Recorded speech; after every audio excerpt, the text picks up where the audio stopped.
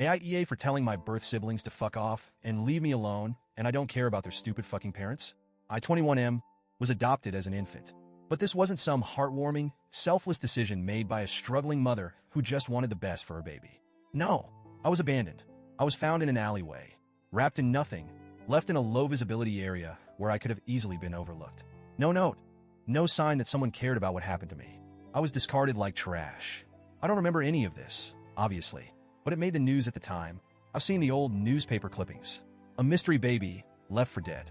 If someone hadn't found me when they did, I wouldn't be here today. The people who saved me weren't my birth parents. They were total strangers. My adoptive parents? They're the people who raised me, loved me, wanted me. They were honest with me from a young age about my adoption, but they never made me feel othered. I was part of their family, no questions asked. I grew up with siblings, all biological to my adoptive parents, but they never treated me like anything less than their brother. I had a childhood filled with love and laughter, and that was enough for me. I never felt the urge to go looking for my birth family.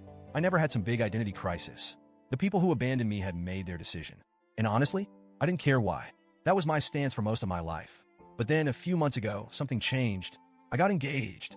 My fiancé and I started talking about our future, about kids. And for the first time, I had to confront the one real problem with not knowing anything about my birth family, medical history. What if I had some genetic disorder I didn't know about? What if there was something lurking in my DNA that could affect my future children? That was the only reason I decided to do a 23andMe test. I didn't want a reunion. I just wanted information.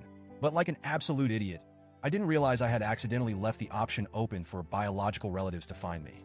And that's how I learned I wasn't an only child. I got a message from two people, birth siblings. They were older than me. And apparently, I wasn't just some one-off mistake. My birth parents had 5 other kids before me. At first, I was just in shock. I had always assumed my birth parents were young, desperate, and alone when they abandoned me. But no, they had an entire family. They had raised my siblings. And yet, for whatever reason, I was the one they tossed away. I felt numb, confused, angry. But my birth siblings didn't come at me with hostility. They acted excited. They told me they had been looking for me, that they had always known about me, that their parents had regretted giving me up. That last part, that made me pause. Because let's be real, they didn't give me up. They dumped me in an alley like a piece of garbage. Still, I decided to be civil. I told them straight up that I didn't have an interest in reconnecting with my birth parents, but if they had any medical history to share, I'd appreciate it. They didn't answer my question. Instead, they kept pushing to tell me my birth parents' real story. I shut it down. I told them, flat out, that I didn't care why my birth parents abandoned me. I wasn't interested in reconnecting. I just wanted medical information. That's when things shifted. At first, they just seemed disappointed. But then the messages started changing. They started guilt-tripping me. You don't understand. Our parents regretted it so much.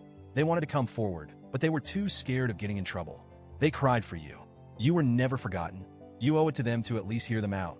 That last one, that's when I started getting pissed. I didn't owe them or their parents anything. If my birth parents had really regretted what they did, they would have come forward regardless of the consequences. They would have fought to get me back. Instead, they let me grow up thinking I was unwanted and discarded. And now, when I have a life without them, when I've moved on, they suddenly want a second chance? No, absolutely not. I blocked my birth siblings. I thought that was the end of it. But then, they found me on social media. I started getting messages from different accounts. They kept insisting we were family, that I was the missing baby, that their mom cried for me every night, that I was being cruel for shutting them out. They said I was being unfair, that it wasn't my mom's fault, that she was young and overwhelmed, that she and my father had just panicked. But you know what? They weren't too young to raise my 5 older siblings. They weren't too overwhelmed to keep them. So what was different about me? Was I an accident? Were they just sick of having kids? Was I just too much?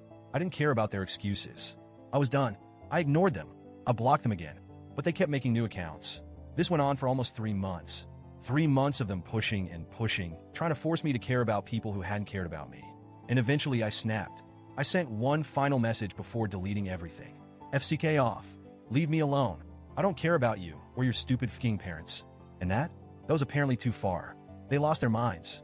They told me I was cruel, that their parents didn't deserve that kind of hate, that I was being heartless. They kept coming at me, but I didn't even read the rest. I deleted my account entirely. And now, I don't know. I don't regret cutting them off. I don't regret refusing to engage.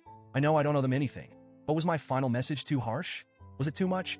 Because a part of me wonders, should I have just ignored them one last time instead of snapping?